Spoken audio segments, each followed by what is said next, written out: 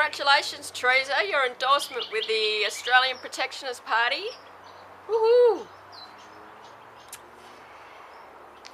And my endorsement song is We are one, but we are many, and from all the lands on earth we come. We share a dream and sing with one voice. I am, you are, we are Australian.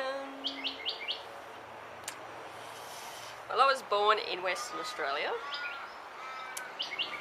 and I'm contesting the Fremantle federal electorate. I'm the only one who could save the port city of Fremantle with the vision I have about local communities, because Melissa Park won't do anything. Minister for International Development, the Fremantle federal electorate and the state of Western Australia and Australia does not need at this time in history a Minister for International Development. That is precisely what the Fremantle federal electorate does not need. What it needs is me, because I'm the only one that's willing to promote freedom of speech, to fight for the rights and freedoms of citizens, not just in the Fremantle federal electorate, but the whole state and the whole country. And I'm the only one willing to fight for the rights of communities, because Colin Barnett is destroying local communities in Western Australia. So Liberal candidate Matthew Hanson won't do anything to stop this, obviously, because Liberal Labor politicians are gagged, controlled, gagged. They always have been, always. And also Palmer's going to control and gag his candidates, obviously. And I have well and truly proven that I'm not going to be controlled, and that I'm not going to be gagged, and that I'm not going to toe the party line. That I'm going to speak freely, according to my conscience, according to the policies of the Australian Protectionist Party. I'll promote those policies, there's no problem. I have spoken at length to the executive about that, and I have said that I will run with you if I have the freedom to issue press releases and to pursue my vision for education, which is my main area of expertise. And they had a discussion and they said yes. Because one of the foundational policies of the Australian Protectionist Party is the protection of freedom of speech and the fundamental freedoms of our nation living in a democracy. You know, the three pillars of a democracy are freedom of speech, the freedom to assemble, and the freedom to dissent, which is the freedom to disagree with the government, or the politicians, as I say. So there's a few issues there. I issued a media release, which was published in the major papers across Australia, 5th of July 2013, protecting Australians' interests. We are delighted to announce for the Australian Protectionist Party, APP, Teresa van Lieshout endorsement to contest the Fremantle federal electorate. An experienced teacher for 17 years, Miss van Lieshout has a Bachelor of Arts in Education, a Bachelor of Education, a Master of Education, specialising in leadership management, in addition to 4 books of non-fiction literature published with the National Library of Australia. Teresa is an Australian-born citizen with great understanding and passion for teaching and learning. Miss van Lieshout is a member of the Australian Professional Teachers Association on LinkedIn, and the director of our own consultancy, Expert Educational Services WA, registered with WA's Department of Commerce. I'm still registered to teach in Western Australia as well. The Australian Protectionist Party was created to defend Australia's identity, heritage and freedoms. Our strong protectionist policies can be viewed at our great website, www.protectionist.net. Protectionism was initiated in Australian political history with our first and second Prime Ministers respectively, Edmund Barton in 1901 and Alfred Deakin in 1903.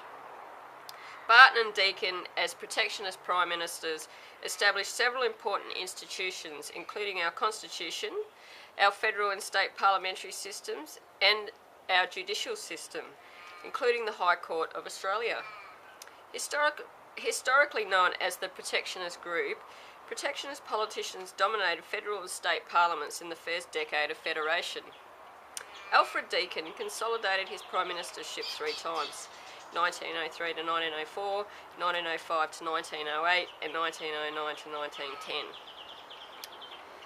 Protectionist politicians demonstrated strong determinations, moral fortitude, vision, community ethos and worked tirelessly for the advancement of Australian culture, interests and society, stated Miss Van Lieshout. We aim to contest all 15 federal electorates in WA, including a Senate team, and call for quality candidates throughout WA to support our bold endeavours to win seats in Western Australia. Well, we've already had calls and we've got now 2 other candidates. So if you want to contest with us, we're getting together a team of 15. Just get on the phone and ring me. We'll have a team of 15 candidates for Western Australia for the Australian Protectionist Party within 2 weeks. That's what we're aiming for. So if you want to contest, there's 15 federal electorates in Western Australia. So if you want to contest, then give us a call and we'll put together a great team. Yesterday I released this Protecting Our Way of Life, 8th of July, press release. Australian Protectionist Party Fremantle federal candidate Teresa Van Lieshout raises serious doubts regarding the merits of Colin Barnett's appeasement deal for the Noongar people of Western Australia. Along with numerous other schools, Miss Van Lieshout, an experienced teacher and author, taught in Aboriginal communities in Carnarvon and Beagle Bay, Western Australia. I was born in WA. I've always had great compassion for Aboriginal people. Objective analysis shows what I conceptualise as, quote, political and judicial crimes against Aboriginal Australians as a homogeneous group throughout history. So we're looking at probably the last 200 years. Politicians continue disempowerment of Aboriginal Australians in what the APP terms the Aboriginal industry.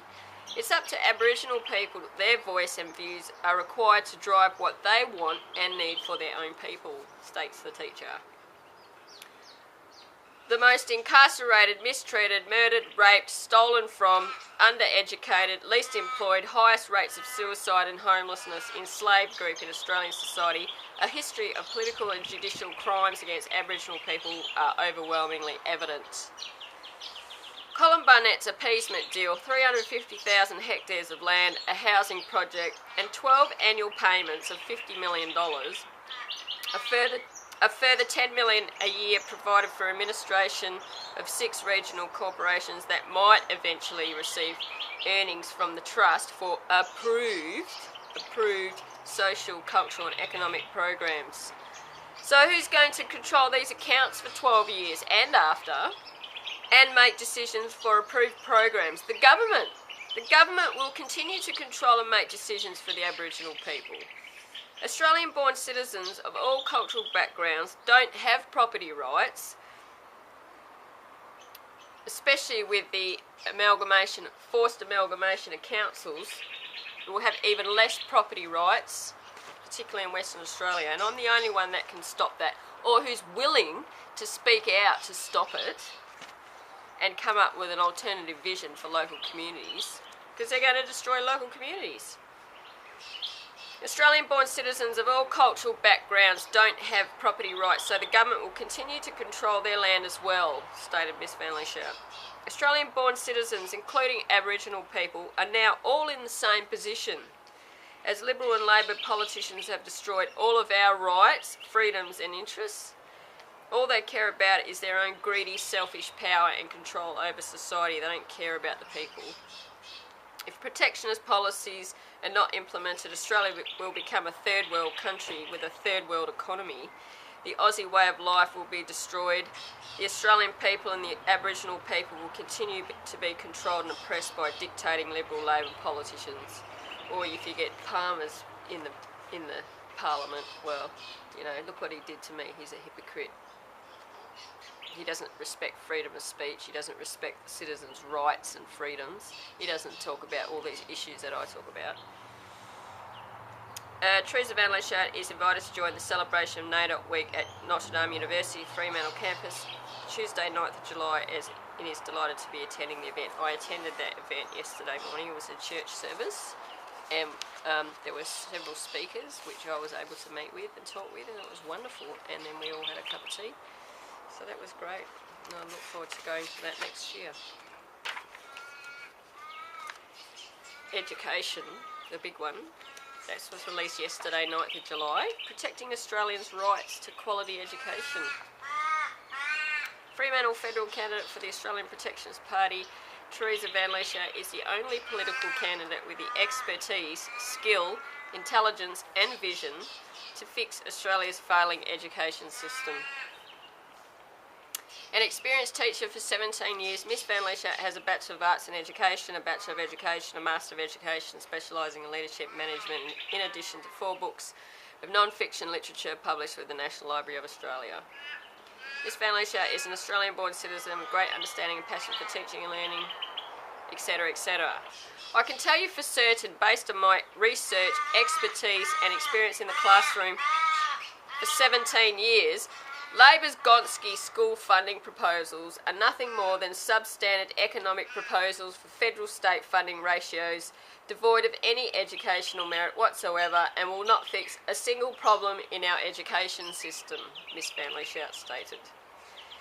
Compounding the problem for teachers and parents throughout Australia is the clear fact Tony Abbott and his Liberal politicians have never had any proven intention to prioritise education in our nation. Furthermore, WA Minister for Education Peter Collier demonstrates complete hypocrisy for praising outgoing politicians Julia Gillard and Education Minister Peter Garrett, while his Liberal leader Colin Burnett refuses to invest in education. I bet he'll invest in prisons, nearly $600 million. And it was on the radio, Peter Collier, on the Christian radio station Sunshine FM. So, you know, if they try and deny all this, they're lying. Because I heard him on the radio. Neither Liberal and Labor have any intention to fix our education system, and for their failed, bad and corrupt leadership they should all be voted out, Miss Lieshout asserts. They don't want people to be educated. This has been building up for about 4 decades. They don't want people to be educated.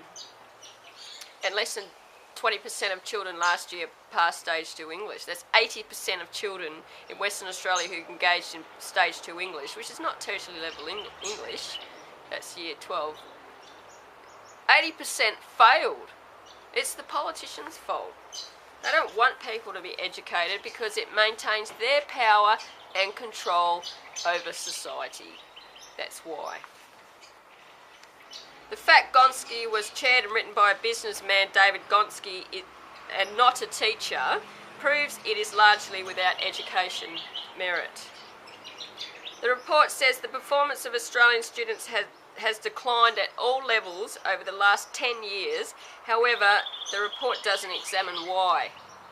The truth is, both Liberal and Labor politicians, both federal and state, have progressively destroyed the rights, authority and status of classroom teachers. Over the past 2 decades, it's really been building up the past 4 decades, and 95% of federal and state political funding for education does not get to the classroom where teaching learning takes place, Miss Lieshout stated. In reality, legislative, bureaucratic and funding restrictions and controls on classroom teachers has disempowered them to do the very important work they are called to do. A sample of evidence I provide includes the new WA Teacher Registration Act of 2012, where politicians have overwhelmingly given children more rights than teachers. You cannot educate effectively at all like that. The politicians across Australia are giving principals the right to sack teachers at will, and Kevin Rudd has stated he'll give more power to principals, so he's just going to continue to destroy the rights of teachers. No budgets for teachers in the classroom, and ever since I've been teaching, I know that teachers always use their salary to buy resources out of their own salary. Most teachers across Australia do that. It's disgusting. So 95% of federal state political funding does not get to the classroom, because teachers have, for a long time, have purchased resources out of their own salaries. and politicians and bureaucrats allowing teachers in the classroom to be subjected to horrific violence and abuse, along with violence in schools and society, stated the teacher and author. Using her expertise and experience, Ms. Lieshout has spent many years researching a comprehensive vision to fix Australia's education system and has developed a 34-point priority vision statement to create a world-class education system for Australia.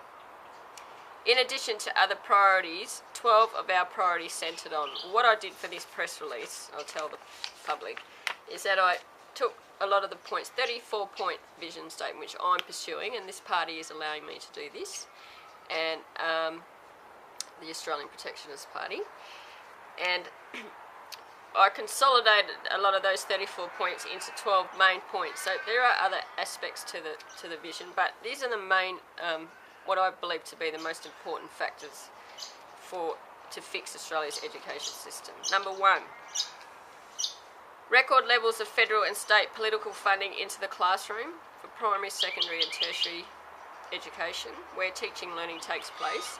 Teacher budgets for resources and learning, redirecting education funding away from bureaucracy and administration towards the classroom. 2, low-cost HECS for university and TAFE education, to reform HECS and fees. No conditions for educational funding for the states. So the states should be able to invest in education according to their conscience and to their ability to fund it. No conditions for educational funding for the states. Federal budgets to be given to all schools directly, both public and private schools, per capita teacher and child. So I wouldn't federally give money to the state government, so I'd give it directly to the schools. And an equal amount of funding for public and private schools based on how many teachers in the school and how many children in the school. So it's per teacher. And the condition of that federal funding is that 100% of that funding must go to the teachers for teacher budgets. So my vision is for 100% of federal funding to go directly to schools on the condition that 100% of that funding is given to the teachers in the form of teacher budgets. So it would definitely be used in the classroom then. Point 3, comprehensive change management of the Australian national curriculum over a 10-year period, including funding provisions for widespread professional development for teachers, development of national assessment, grading and reporting guidelines for all Australian schools, based in the context of the Australian national curriculum. 4, a priority for writing skills in English from pre-primary to year 12, with term 1, 2, 3, 4 ministers' writing competitions and awards across Australia and in the States, federal and state ministers' writing competitions and awards. 5, a new compulsory year 11 and 12 standardised English course written in the context of the English national curriculum, with 50% of the course focused on writing skills. A new compulsory year 11 and 12 research skills course focused on research and essay writing. 6, reform of several Department of Education policies currently inhibiting and destructive to the work of teachers, in particular the discipline policy against teachers, to be scrapped. A shocking policy which has destroyed the rights, authority and status of teachers. That's the politicians and the bureaucrats. Absolutely disgusting. And performance management policy to be replaced with professional development policy. Teachers to have direct access to ministers for education with 100% support from ministers, to actively visit schools, to encourage, support and interact with teachers. I also support the establishment of new Director Generals of Education in every state, because the politicians have totally failed the teachers and parents and children across Australia. The bureaucrats, the Director Generals, they've totally failed. The amount of bullying and violence and all the things I've talked about is just horrific. The bullying of teachers across Australia is horrific. Point 7. Level 3 teachers across all Australian schools to control budgets, decision making and discipline in schools. So really the power to run schools transferred from principals to teachers, level 3 teachers. Point 8, 5 to 10 year contracts for teachers who want it, to stay in the same school for at least 5 years. Contracts to be renewed 5 yearly pending brief review of performance. This is for teachers who want contracts to stay in the same school. And also for secondary teachers and primary teachers to have their own classrooms. Where in secondary education they move the teachers around like it's absolutely useless. And they need to have their own classrooms. They need to be able to stay in the school for 5 years or 10 years under a contract if they want it. And so that they can have their own classroom. They build up a rich resource base, and they're able to educate effectively that way. Point 9, entrance exams to be conducted by universities and technical colleges across Australia for all Australian children to sit, and for instruction in Year 12 to continue right up to the end of Term 4. So those exams should be able to be held in January in the universities and the TAFEs, and all children can go to university and TAFE of their choosing. They can sit several exams then, and sit a range of exams. If the university set the exams, entrance exams and the TAFEs, then the children across Australia, Year 12 students, can go make a booking with the parents, or the school can help them make bookings for the exams, and they've got that entire year to prepare, that lot extra time, because they're wasting Term 4. They are absolutely wasting Term 4. So that gives them a longer time to prepare, and then they go and book in their exam with the school support, with the high school support, so they book in the exam in the universities. Much better system, will have a much greater matriculation of Year 12 to university and to TAFE, and that way every Australian child in Year 12 will have the opportunity to go to university or TAFE, and they'll continue to sit those exams until they get a place. And that way, at the moment, we have 50% of Australian children going to matriculation to tertiary education, either TAFE or university. It's just nowhere near good enough. Absolutely not good enough at all. 50%. It's pathetic. And it's not the parents' fault and the children's fault. It's the politicians' fault. Because they don't care about education. There's too many lawyers in the parliament. We need more teachers in the parliament to drive a much greater priority for education. Oh yeah, billionaires who want to get in the parliament, want to throw their money around, bully everyone and push everyone around to do what they want. They're ridiculous. All Australian children should have the opportunity for tertiary education. Currently only 50% of Australian children attend university. Point 10. A review of parental costs in education and an economic cap on fees schools can charge if required to reduce the cost of education for parents. I also promote a $100 million annual education fund for tutoring services for parents to access by application. Point 11. Formal inclusion of the National Framework for Values Education in Australian Schools. That's a 2005 document. Formal inclusion of that Framework for Values Education in the Australian National Curriculum, because currently the National Curriculum is a values-devoid curriculum, which is useless. If you don't have morals and values teaching in a school system, you have a cruel education system then. And you'll create a cruel society, which is what we have now. So no morals and values teaching currently in the national curriculum, Australian national curriculum. This document needs to be formally added so that it has an embedded rich values, morals and values in the national curriculum, because you're just going to create a cruel society. We already have too much cruelty in our society already. Increase in morals and values teaching, including the teaching of the New Testament for schools who want to pursue it. Because we have too much violence, we have too much injustice, we have too much cruelty in our society, and it is because of atheist education. And, you know, you need to search deep into your soul and your heart and your mind to see that I'm right about this. So for schools that want it, I would never force this by legislation. You can't force it by legislation anyway under section 116 of the Constitution. But I would encourage all Australian schools always for the rest of my life, and universities as well, primary, secondary and tertiary education to teach the New Testament. Point 12. Establishment of a Commonwealth Education Act to ensure fair and equal federal and state funding for both private and public schools. The cut-off date for children's year groups across Australia to be the 1st of December, not the 30th of June. Because the only reason why they have the 30th of June is because the United States does it. And they have their summer in the middle of the year. That's why they do it. So we are blindly, or the people that have enforced it, blindly doing it based on no logical reasoning. So the natural school year in Australia is from February, beginning of February till the middle of December.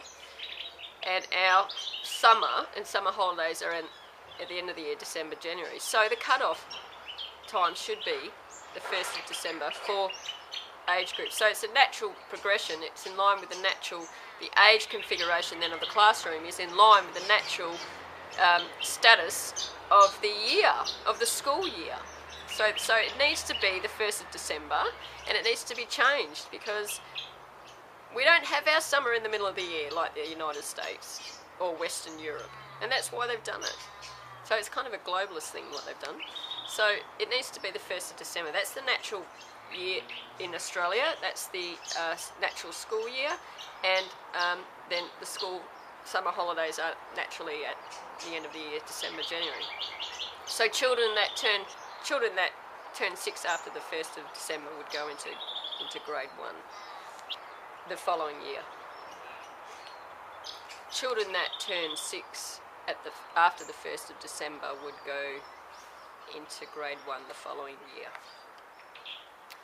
And also, I advocate the moving away from NAPLAN testing, and the reason why is I have put in a shortened a shortened press release about that. I'll explain that in a minute. Our vision for education will restore the rights, authority and status of Australian teachers, empowering them with teacher budgets, the authority to discipline effectively, increase the provision of morals and values education, thus creating excellence in education. It'll take a long time. It'll take many years to achieve this because they have done so much damage that it is going to take quite a long time to fix the education system. This is the education vision that I pursue. The executive have said, this is your vision, you're free to pursue it. It is under negotiation within the Australian Protectionist Party, but the thing is they know that I'm an expert in this area. They've agreed to that, and they have said that that I'm free to pursue this on the basis that I promote it as my vision for education. I said, I'm totally happy to do that. That's fine, that's no problem. I'm happy for people to know that this is my work. In consultation with the Australian Protectionist Party, Ms Van Lieshout will pursue the creation of a parliamentary division of the Commonwealth Bank to assist in the funding of public expenditure, in reality to make education an absolute priority in our nation. I worked in banking for many years before becoming a teacher, so I know firsthand how to create this monetary practice, the Fremantle federal candidate stated. The Commonwealth Bank was established with the Banking Act of 1945 by then Labor Prime Minister Ben Chifley. The creation of a parliamentary division of the Commonwealth Bank can be established to fund public expenditure in education, health, primary and secondary production in agriculture, manufacturing, resource development, small business development and other required priority spending, Ms Van Lieshout states. I ask all teachers and parents across Australia to vote number 1 Australian Protectionist Party. I ask all teachers and parents across Australia to vote number 1 Australian Protectionist Party to ensure our educational support for you is implemented. This full vision for education can be obtained from me or our party executive.